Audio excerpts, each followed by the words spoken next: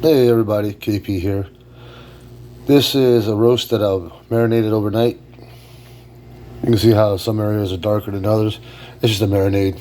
I went ahead and cut it down to sections like so because I will be turning this into roast beef. Gotta love a good roast beef sandwich in the middle of winter. Got my mixed peppers, the seasoning, all the good things that every growing boy needs.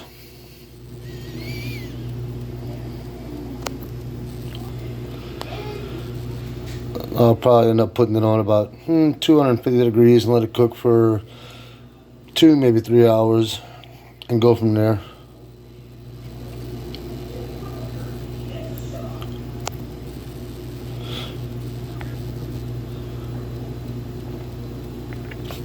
Get some good French bread. Get my good thick gravy to mix in with it after I shred it up. Gonna be good. Now let me stop talking and start cooking. See you on the next one.